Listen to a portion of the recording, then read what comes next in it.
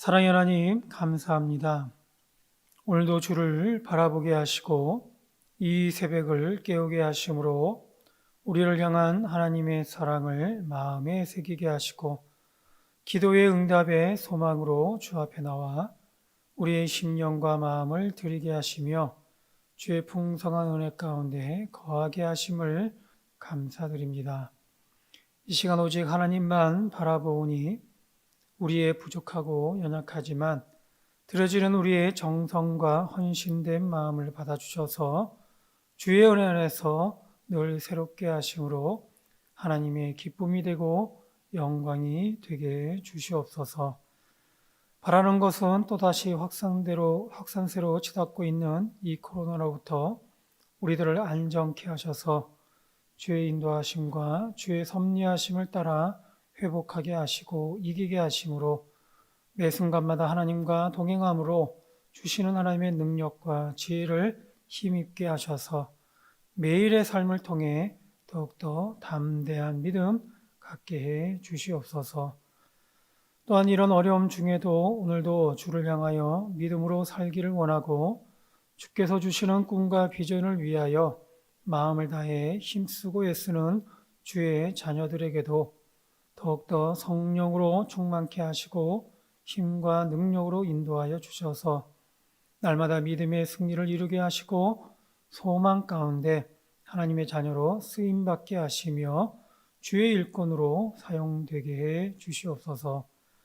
무엇보다 지금도 아파하고 힘든 중에도 오직 하나님을 바라고 하나님과 동행하는 가운데 하나님의 위로를 구하고 하나님의 인도하심을 구하는 믿음의 성도들에게 먼저 찾아가 위로해 주시고 성령의 능력으로 치료해 주시며 주의 사랑으로 충만케 하셔서 오늘도 주의 은혜로만 풍성케 하여 주시옵소서. 또한 이 시간에도 주께서 주시는 풍성한 은혜를 기대하고 예비하신 하늘의 복으로 인도해 주실 것을 간절히 바라는 새벽 성도들에게 응답해 주실 줄 믿고 감사하며 이 모든 것 예수님의 이름으로 기도드립니다. 아멘. 이 시간 우리 보실 말씀은 출애굽기 7장 14절로 25절까지 말씀입니다. 출애굽기 7장 14절로 25절까지 말씀입니다.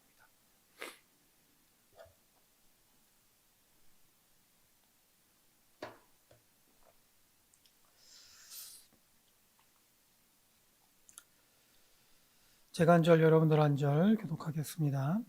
여호와께서 모세에게 이르시되 바로의 마음이 완강하여 백성 보내기를 거절하는도다.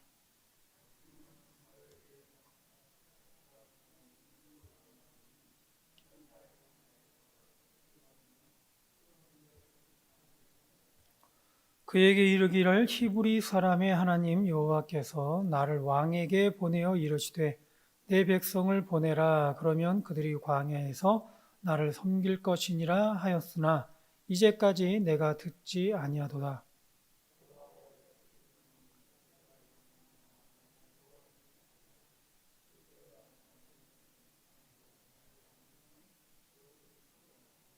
나일강의 고기가 죽고 그 물에서는 악취가 나리니 애굽 사람들이 그 강물 마시기를 싫어하리라 하라.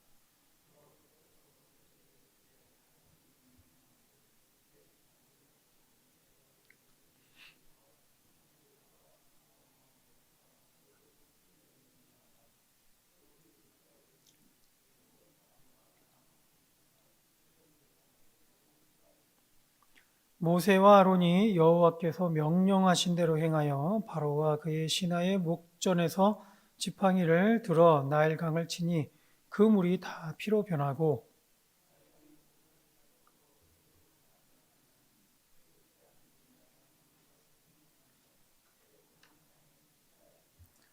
애굽 요술사들도 자기들의 요술로 그와 같이 행함으로 바로의 마음이 완악하여 그들의 말을 듣지 아니하니 여호와의 말씀과 같더라.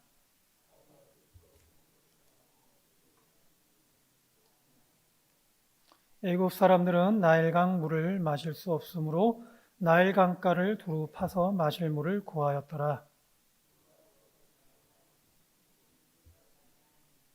아멘. 예. 앞서 7장 3절과 4절에서 하나님께서는 예고하십니다.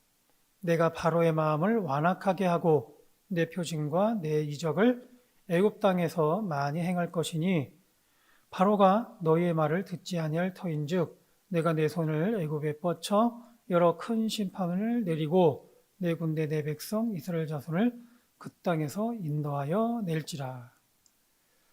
바로가 이스라엘의 출애굽을 막는 이유는 다른 데 있지 않습니다. 바로는 모세와 아론이 하나님의 말씀을 전했을 때 여호와가 누구냐고 했고 나는 여호와를 알지 못한다고 했습니다. 바로는 하나님을 알지 못하는 것이죠. 그렇게 하나님의 말씀을 듣지 않는 것입니다. 어제 말씀에서 모세와 아론은 하나님의 명령을 따라 바로 앞에 나아갔고 하나님께서 예고하신 대로 바로가 이적을 보이라고 했을 때 모세와 아론은 지팡이로 뱀을 만들어서 하나님의 이적을 보여주었습니다. 그러나 바로는 곧바로 애굽의 술사들을 불러서 똑같이 지팡이로 뱀이 되게 합니다. 이에 아론의 지팡이가 술사의 지팡이를 삼키는 것을 보았지만 바로는 자신이 이적을 보이라 했음에도 불구하고 정작 보여진 이적을 보고도 바로는 믿지를 않았던 것이죠. 이를 바로의 마음이 완악하다라고 표현을 했지만 사실 바로는 믿지를 못했던 것이죠. 하나님의 이적을 보고도 믿을 생각이 없었다는 것을 보여주는 것입니다. 이에 13절 말씀에 이 모든 상황을 놓고 결론하기를 바로 여호와의 말씀과 같더라라고 말씀하고 있습니다. 하나님께서 이미 모세에게 예고한 대로 그리고 모세와 아론을 보내시면서 미리 경계한 대로 바로는 알고 싶지도 않고 믿고 싶지도 않은 여호와 하나님의 말씀을 듣고 싶지 않았습니다. 그렇게 더욱더 모세의 요구를 들어줄 생각이 없었던 것입니다. 따라서 오늘도 하나님께서 말씀하신 대로 하나님께서는 하나님의 손을 애굽에 뻗쳐 여러 큰 심판을 내리기 시작하십니다. 오늘은 그 첫 번째 심판이 진행됩니다. 내용은 17절과 18절에 보면 볼지어다 내가 내 손으로 지팡이를 나일강에 치면 그것이 피로 변하고 나일강의 고기가 죽고 그 물에서는 악취가 나리니 애굽 사람들이 그 강물 마시기를 싫어하리라. 그러나 바로는 22절에 보면 애굽 요술사들도 자기들의 요술로 그와 같이 행함으로 바로의 마음이 완악하여 모세와 아론의 말을 듣지 않았다라고 말씀하고 있습니다. 그런데 23절에도 보면 바로가 돌이켜 궁으로 들어가고 그 일에 관심을 가지지도 아니하였다고 했습니다. 바로는 듣고 싶지 않은 것을 넘어서 바로 하나님의 이적이 있음에도 불구하고 외면하고 있는 것입니다. 바로의 이러한 외면은 애굽 사람들에게는 큰 고통이었습니다. 이 고통이 이래나 지나갔다라고 합니다. 물 없이는 하루도 견디기가 힘들 것을 알고 있지만 바로는 자신의 완악함으로 인해 백성들이 고통받고 있음에도 불구하고 이를 애써 외면한 채 무관심한 척하고 있는 것이죠. 이것이 바로의 완악함입니다. 하나님께서 애굽을 심판하는 재앙으로 여러 재앙이 있지만 그 첫 번째 재앙으로 피를 선택하신 이유가 바로 여기에 있습니다. 특히 하나님께서는 나일강을 피로 물들게 하셨습니다. 나일강은 당시 애굽의 젖줄이다라고 할 수 있습니다. 따라서 이 나일강에서 애굽은 갈증을 해소하는 것만이 아니라 강에서 물고기를 얻었고 강에서 물을 내어서 농사를 짓기도 했습니다. 즉 애굽은 나일강으로 인해 매일 그 생명을 공급받았다라고 할 수가 있는 것이죠. 그렇게 애굽은 나일강을 숭배하게 됩니다. 그렇지만 나일강을 만드신 하나님을 찾는 것이 아니라 나일강 자체를 애굽은 숭배하였고 그 앞에 머리를 조아렸습니다. 애굽에서 있어 나일강은 자신들의 생명을 유지시켜주는 중요한 생명의 공급원과 같습니다. 이에 애굽은 자신의 생사가 나일강에서 난다라고까지 생각을 했습니다. 따라서 하나님께서는 첫 심판으로 바로 이 나일강을 피로 물들이심으로 나일강을 잊게 하신 하나님을 증거하고 있는 것이죠. 애굽과 바로 왕에게 이 세상의 주인 되시는 하나님을 알리는 것입니다. 특히 나일강을 피로 물들이셨는데 이는 생명의 젖줄과 같은 나일강의 생명의 근원이라 할 수 있는 피를 풀게 하심으로 바로 이스라엘에게 있어 그런 제사적인 의미도 더하고 있다라고 말할 수가 있습니다. 동시에 이스라엘 백성들로 하여금 애굽을 떠나 광야에서 하나님께 제사할 수 있도록 해달라는 그런 요구에 따라서 하나님께서 바로에게 경고하고 있다라고 또한 볼 수가 있는 것이죠. 더불어 애굽의 노예로 있는 이스라엘 백성들에게는 하나님의 하나님 되심을 알리는 것과 함께 왜 출애굽을 해야 하는지, 그리고 왜 하나님의 말씀을 따라 살아야 하는지, 바로 그런 것도 바로 하나님께서는 이스라엘 백성들에게 알려주고 있는 것입니다. 이스라엘 백성들도 애굽 사람들과 마찬가지로 알게 모르게 오랜 세월 노예로 생활하면서 하나님보다는 나일강에서 그 생명의 공급이 있음을 들어왔기 때문이죠. 물론 하나님에 대한 신앙 교육이 있었겠지만 환경적으로 나일강 숭배 사상에 결코 자유로울 수 없기에 강물에 풀어진 그런 피의 제사로 인해서 이스라엘 백성들은 자신들의 이러한 어리석음을 깨닫고 생명의 주인 되시는 하나님을 인식하게 하려는 하나님의 뜻을 볼 수가 있는 것입니다. 오늘날에도 우리가 살아 숨쉬고 있는 그런 환경적인 여건으로 인해서 많은 신앙적인 도전들을 받고 있습니다. 그것이 재물일 수가 있고 아니면 요즘은 문화적인 영향이 클 수가 있습니다. 이때 우리는 하나님의 말씀을 들어야 할 것입니다.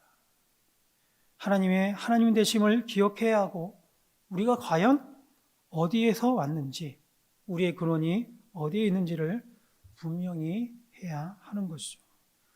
예수님께서는 제자들에게 너희가 하나님과 재물을 겸하여 섬기지 못할 것이다 라고 말씀하셨습니다. 그러나 우리는 많은 부분 재물과 하나님을 겸할 수 있다는 그런 유혹에 빠집니다. 그렇게 돈과 신앙 중에 선택의 기로에 있을 때 잠시 돈을 선택하는 것에 매우 익숙해져 있는 우리들의 모습을 볼 수가 있는 것이죠. 부자 관원인 청년이 예수님께 나와 영생의 길을 물었으면서도 정작 예수님께서 재물을 다 팔고 예수님을 따를 것을 권했지만 이로 인해 청년은 고민하고 돌아갔다고 한 것처럼 과연 우리가 사는 이 현실적 어려움 앞에서 재물로 인해 우리의 신앙이 흔들리지 않을 수 있을지, 바로 이런 면에서 바라기는 우리의 중심된 마음이 하나님께 있을 수 있도록 우리의 근원이 하나님께 있음을 우리는 우리의 마음을 굳건히 해야 할 것입니다. 아울러 애굽의 문화권에서 이스라엘 백성들이 노예적 근성과 함께 애굽의 우상과 문화적 영향을 크게 받았던 것처럼 오늘날 우리 성도들에게도 많은 도전이 되고 있습니다. 특히나 전에는 그렇게까지 심하지 않았는데 근래 들어 우리의 신앙적 신념을 강하게 주장하기에는 사회적 분위기로 인해 점점 꺼려지는 부분들이 있습니다. 대표적인 것들이 몇 가지가 있는데 그 중에 특별히 동성애, 그리고 요즘 드라마에서도 심심치 않게 나오고 있는 전생이라는 그런 윤회 사상을 둘 수가 있습니다. 먼저 동성애에 대한 성경적인 대답은 죄입니다. 물론 동성애의 자에 대한 동성애를 하고 있는 자들에 대한 마음은 불쌍히 여기는 마음과 함께 그 성향을 깨우쳐 주므로 신앙적으로 선도를 해야겠지만 동성애 자체에 대해서는 성경적인 대답은 단호해야 할 것입니다. 또한 문화사상에서 비롯된 전생이라는 윤회사상에서 비롯된 전생이라는 말을 성도들 중에서도 종종 사용하는 경우를 볼 수가 있습니다. 특히나 젊은 층에서는 많이들 장난삼아 사용하는 경우를 보게 됩니다. 그러나 이에 대한 성경적인 대답은 전생은 악한 영들과 귀신의 미혹이다라고 할 수가 있습니다. 진리의 말씀인 성경은 분명하게 인생은 단 한 번뿐이며 그 후에는 심판이 있음을 말씀하고 있습니다. 따라서 한 번뿐인 이 삶의 기회를 최선을 다해 하나님의 뜻에 합당하게 살 것을 우리에게 교훈하고 있어요. 그 후에 사람이 죽게 되면 각자의 믿음대로 하나님의 심판에 따라 영원한 삶을 살게 되는 것이죠. 오늘 하나님께서는 피해 재앙을 통해 나일강을 피로 물들이심으로 애굽 사람들의 생명줄을 잠시 끊어놓으셨습니다. 이는 바로와 애굽 사람들 그리고 이스라엘 백성들에게도 하나님께서는 말씀하시는 바가 있습니다. 우리는 우리의 삶이 종종 세상적 가치에 따라 좌우된다고 생각합니다.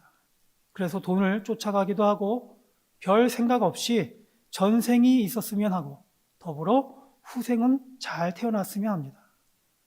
이처럼 이스라엘 백성들이 애굽의 노예로 있으면서도 알게 모르게 애굽의 영향력에 따라 우상 숭배의 영향을 받고 그들의 문화에 동화되어 갔던 것처럼 우리 성도들도 우리가 사는 세상적 환경에 아무런 생각 없이 있다가는 흐르는 강물에 떠내려가는 것처럼 우리의 신앙적 가치도 어느덧 점차 희미해지는 것을 보게 되는 것입니다.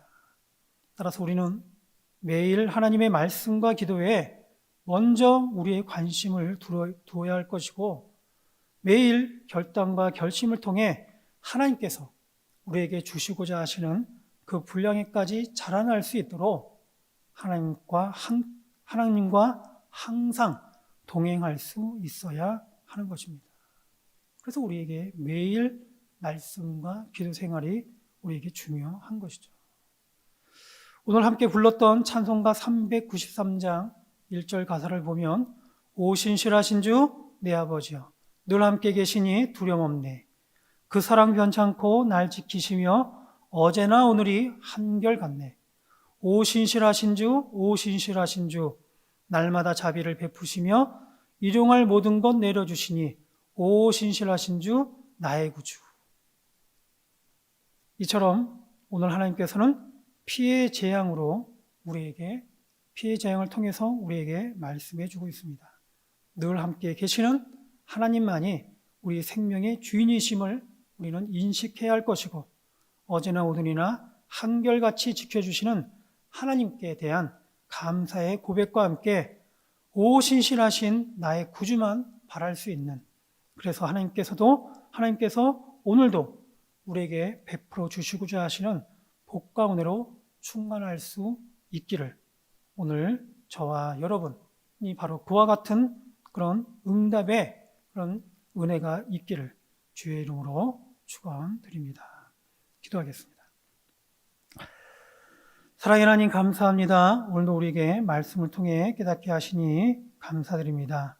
주신 말씀과 같이 애굽에 내린 피해 재앙을 통해 생명의 주인 되시는 하나님을 알려주시고 어느덧 애굽의 영향에 젖어 있었던 이스라엘을 깨우쳐 주셨던 것처럼 오늘 우리들도 깨우쳐 주셔서 많은 이 시대적인 영향으로부터 우리의 심령과 마음을 지켜 신실하신 하나님만을 바라봄으로 하나님과 늘 함께 동행할 수 있도록 인도하여 주시옵소서. 그래서 오늘도 믿음의 승리를 이루게 하여 주시옵시고 하나님께서 우리에게 베풀고자 하시는 하나님의 복과 은혜로만 충만케 하여 주시옵소서. 감사하며 예수님의 이름으로 기도드립니다. 아멘.